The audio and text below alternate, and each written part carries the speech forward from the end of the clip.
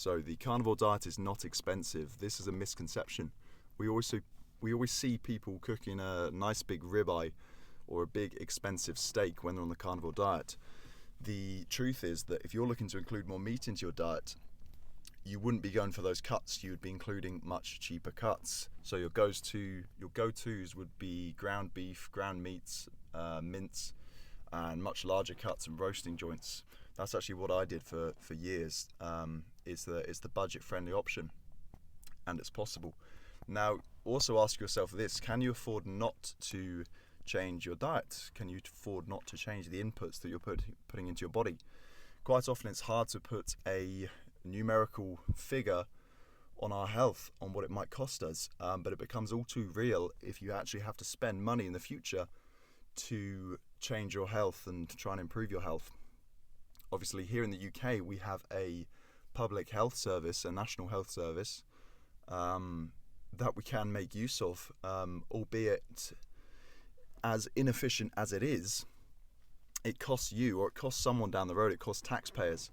So we actually can put a numerical figure on a lot of these treatments that people are having to have down the road from negative health outcomes, and diet can influence that. So back to the carnivore diet. You also have other factors that people don't consider. If you start shifting to a fat-based diet, fat and protein-based diet, where your body's going to change its metabolism and prefer to burn fat as a fuel source, you're going to eat less food. So your appetite is going to go down. So you're actually going to eat less. So you don't need to buy as much food. That's something that's not considered. You're also going to change what your body craves. So craving sugar is the big one. We're going to lower those cravings when you start going into ketosis and changing the way your gut's working. So that might be saving you money as well. If you're not craving those sugary items, we don't have to buy them. You can also save money in so many aspects if you choose to. Sauces, seasonings, condiments, things like that can be dropped if you wish. I'll be honest, I think a lot of the pushback when it comes to people looking to change their diet and improve their health is just a limiting belief, because people don't have the agency within them to make a change, and they're looking for an excuse. That excuse is that they can't afford it. But if we break that down, it's a complete false narrative. We can actually afford to change the diet. I'd actually argue that true nutrition is quite cheap, really. It's very hard to compare apples to apples, for want of a better analogy, because truly so many of the products we see in supermarkets and in food shops aren't nutrition. They're a chemical concoction. They've been made from artificial ingredients.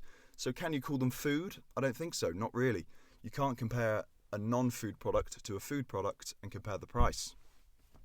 Also, on a nutritional basis, you can't compare something that's going to sustain a human body and fill you with energy and vitality to something that's going to cause disease or just accumulate toxins in the body. Even if something like the calorific value is sort of similar. So what's a good example of this? A pack of biscuits might be 2,000 calories, and then a box of eggs might be 2,000 calories. I don't know how many eggs that is. That'd be quite a lot. But I don't know.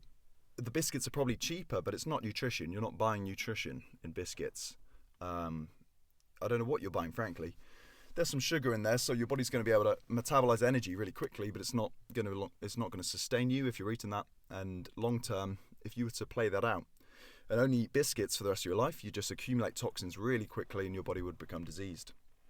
And that's going to cost you money. I heard somebody say that something like the carnivore diet is a lot cheaper than getting diabetes, which is true. Let's touch on why meat is deemed more expensive. So if you've been on my channel before, you'd know that I'm a farmer and I raise cattle for beef. So I essentially grow beef for my full-time living, and I sell it. And the narrative is that good quality beef is more expensive than other meats. To that, I would say, again, we're not comparing apples to apples.